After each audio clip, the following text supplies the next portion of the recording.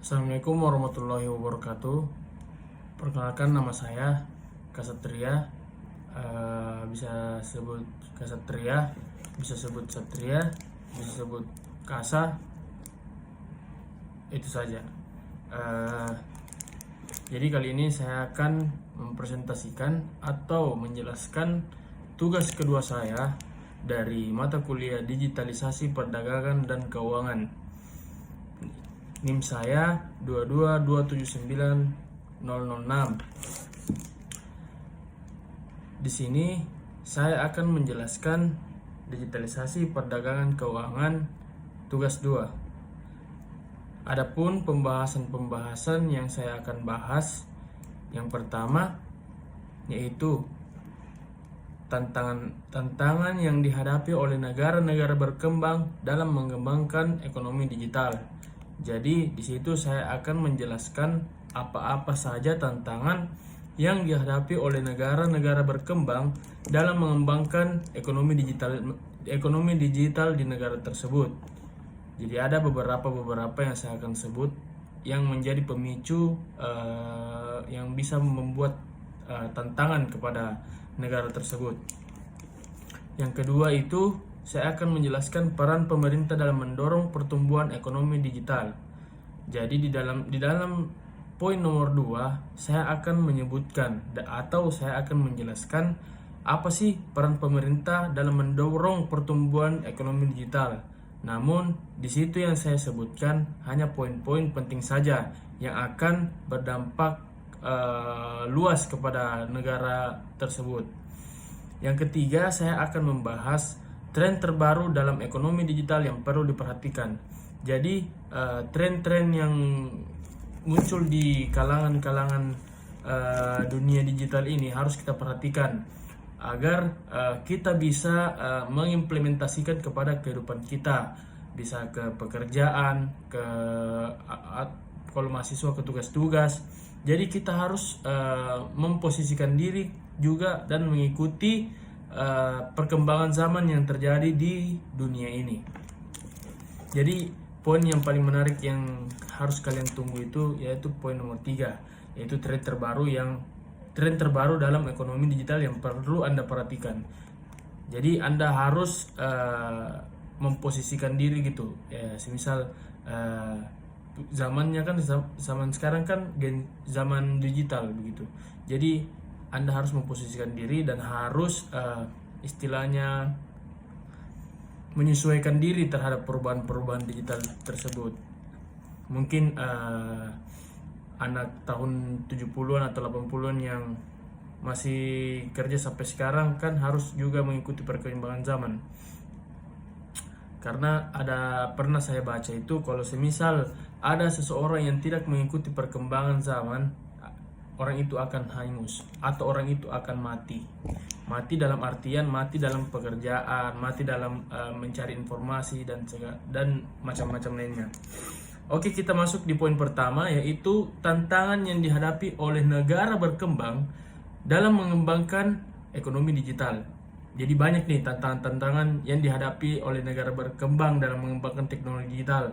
Apalagi kan jika salah memposisikan diri pasti akan berdampak negatif kepada masyarakatnya.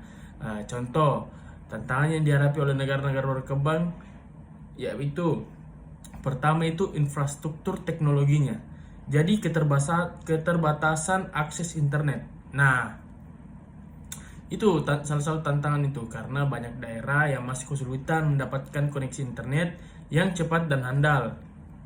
Ia menghambat akses masyarakat terhadap layanan digital. Jadi masyarakat yang ada di perdesaan atau di yang terpencil lah begitu, dia akan sulit mendapatkan jaringan layanan digital. Jadi kayak sama dibilang kayak tidak mengikuti tren begitu. Jadi ada tuh biasa kalau semisal orang dari daerah datang ke kota dia kaget bilang, "Wih, di kampungku tidak ada seperti ini." Seperti itu. Terus infrastruktur teknologi itu seperti jaringan listrik. Nah, jaringan listrik beberapa wilayah belum memiliki pasokan listrik yang stabil yang memiliki kepentingan untuk penggunaan teknologi digital. Nah, jadi listrik kan kayak berhubungan tuh sama digital kayak komputer. Otomatis kan kalau kita mau punya komputer harus punya listrik di rumah. Kenapa? Karena ada colokan pastinya. Kalau mau cas HP juga kan pakai listrik. Yang kedua adalah literasi digital.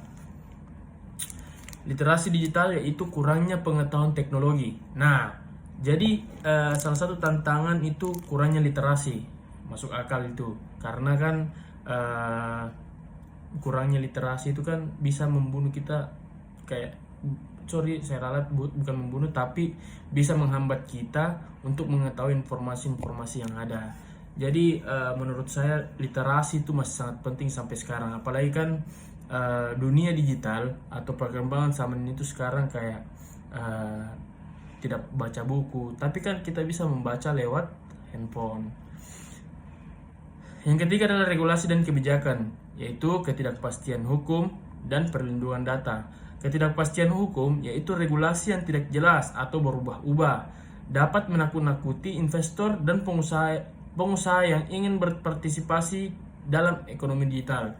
Nah, jadi pasti investor-investor berpikir bilang, kalau aku kasih masuk di sini dana aku, nanti terbobol ke atau apa. Jadi itu salah satu tantangan yang harus dipecahkan oleh negara. Yang kedua, yang selanjutnya adalah perlindungan data. Kekurangnya kebijakan yang melindungi data pribadi yang dapat membuat pengguna ragu untuk bertransaksi secara online.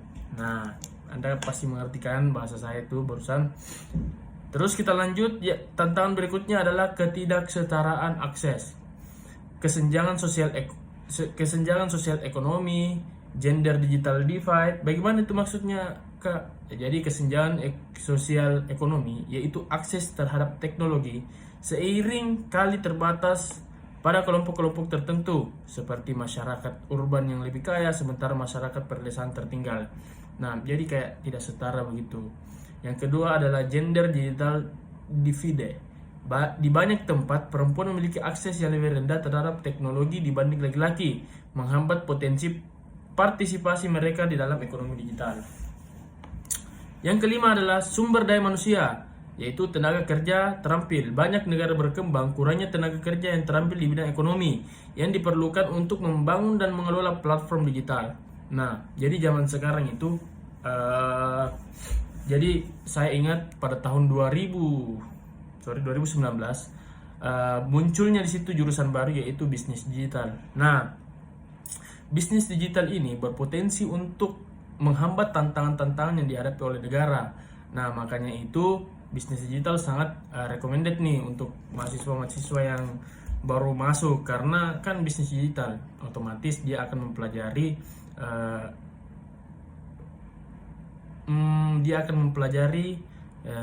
soal digital bisnis dan lain-lain.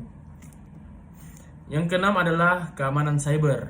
Nah, ancaman keamanan cyber ini yaitu tingkat kejahatan cyber termasuk penipuan dan pencurian data dapat membuat orang bisnis enggan untuk bertransaksi secara online. Nah, ini harus dipecahkan nih oleh negara berkembang ini, karena ini sangat mengganggu pertumbuhan ekonomi di Indonesia. Yang ketujuh adalah pendanaan dan investasi. Akses ke modal, yaitu startup dan usaha kecil seringkali mengalami kesulitan untuk mendapatkan akses pendanaan itu tersebut. Akses pendanaan untuk mengembangkan solusi digital. Yang ketujuh adalah pendanaan dan investasi. Akses dan modal startup. Sorry saya sudah baca tadi. Yang kedelapan adalah ketergantungan pada ekonomi tradisional. Nah, banyak beberapa daerah masih ketergantungan pada ekonomi digital. Ekonomi digital yang saya maksud adalah transaksi yang lambat. Banyak negara yang masih sangat bergantung pada sektor ekonomi tradisional yang membuat peralihan ke ekonomi digital memerlukan waktu dan usaha yang besar. Jadi kayak sulit begitu masuk ke negara tersebut. Oke, saya lanjut ke poin kedua, yaitu peran pemerintah dalam mendorong pertumbuhan ekonomi digital. Peran pemerintah dalam mendorong pertumbuhan ekonomi digital ini harus perlu diperhatikan. karena kalau bukan pemerintah, siapa lagi yang harus memperhatikan hal-hal tersebut? Dan karena pemerintah juga mungkin bisa membantu dengan secara efisien. Contoh yang pertama, peran pemerintah dalam pertumbuhan ekonomi digital adalah dia membantu pertumbuhan ekonomi. Jadi pertumbuhan ekonomi di negara tersebut akan maju. Ya. Yang kedua adalah penciptaan lapangan kerja. Nah, otomatis kalau semisal pemerintah mendorong pertumbuhan ekonomi di negara tersebut, pasti sangat menciptakan lapangan kerja karena pasti sangat membutuhkan yang namanya SDM. Jadi semisal di sektor baru, sektor digital membuka berbagai peluang kerja, terutama dalam bidang teknologi informasi, pemasaran digital dan e-commerce. Dan itu saya kira sangat membantu ya, karena dilihat di zaman sekarang, apalagi banyak orang yang belum mengerti digital. Jadi menurut saya ini sangat membantu, karena jika pemerintah membantu mendorong pertumbuhan ekonomi digital, lalu banyak mahasiswa yang berpotensi untuk maju ke dalam bidang tersebut, maka saya kira pemerintah sangat membantu menciptakan lapangan kerja. Yang ketiga adalah peningkatan akses dan inklusi. Akses yang lebih baik, ekonomi digital dapat meningkatkan akses masyarakat terhadap layanan, produk, dan informasi, terutama di daerah terpencil. Yang kedua, inklusi sosial. Dengan memanfaatkan teknologi, kelompok yang terpinggirkan dapat memiliki peluang yang lebih baik untuk berpartisipasi dalam ekonomi. Yang keempat, meningkatkan daya saing. Adaptasi global.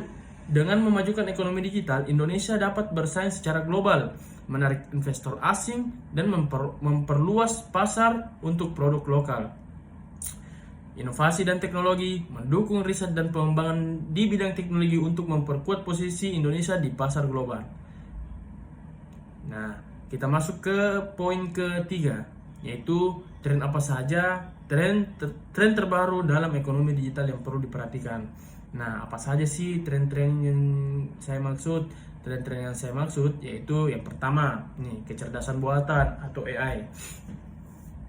Nah, saya kira ini tren yang sangat perlu diperhatikan karena sangat membantu berbagai kalangan. Contoh, mahasiswa yang mencari tugas, jadi dia bisa ketik tuh di AI. Semisal dia mau mencari atau membuat PPT, nah gampang tuh. Jadi kecerdasan buatan atau AI sangat membantu karena sifatnya efisien. Yang kedua, e-commerce yang lebih berkembang. Nah, itu juga salah satu tren terbaru ekonomi digital yang perlu Anda semua perhatikan. Yang ketiga adalah fintech yang pembayaran digital. Pembayaran digital sekarang menurut saya semua UMKM hampir menggunakan pembayaran digital karena sifatnya dia efisien, cepat, dan mungkin salah satu poin penting dari fintech dan pembayaran digital adalah tidak adanya uang palsu. Nah, yang keempat adalah blockchain dan cryptocurrency, transparansi dan keamanan. Teknologi blockchain mulai diterapkan di berbagai sektor untuk meningkatkan transparansi dan keamanan data. Yang kelima adalah ekonomi berbasis platform. Model bisnis gig economy, platform yang menghubungkan kerja lepas dan penyewa semakin banyak muncul, memberi fleksibilitas dan kesempatan kerja baru.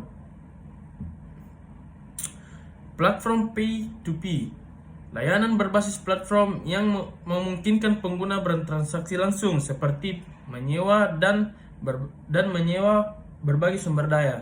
Yang keenam adalah pengalaman yang ditingkatkan, personalisasi, penggunaan data yang memberikan pengalaman yang lebih proporsional bagi pelanggan menjadi fokus utama. Yang kedua adalah augmented reality atau AR dan virtual reality atau VR. Teknologi yang digunakan untuk memberikan pengalaman belanja yang lebih imersif. Yang ketujuh adalah keamanan cyber yang diperkuat. Nah, ini tren terbaru ini. Jadi keamanan cyber itu diperkuat. Bagaimana caranya supaya orang-orang tidak bisa membobol atau menghack akun orang-orang. Tapi sampai sekarang ada juga sih yang bisa membobol itu Kominfo. Yang kedelapan adalah sustainability dan teknologi. Teknologi hijau, munculnya inisiatif yang berfokus pada keberlanjutan, seperti penggunaan energi terbarukan dalam pusat data dan pengembangan produk ramah lingkungan. Nah, sekian dari saya, itu tugas 2 saya di mata kuliah ini. Terima kasih sudah memperhatikan saya. Jika ada yang memperhatikan saya dari menit 1 sampai menit 15, terima kasih banyak. Saya sangat mengapresiasi support Anda. Sekali lagi saya terima kasih. Jika ada salah-salah kata atau menyinggung, mohon maaf. Sekali lagi terima kasih. Assalamualaikum warahmatullahi wabarakatuh.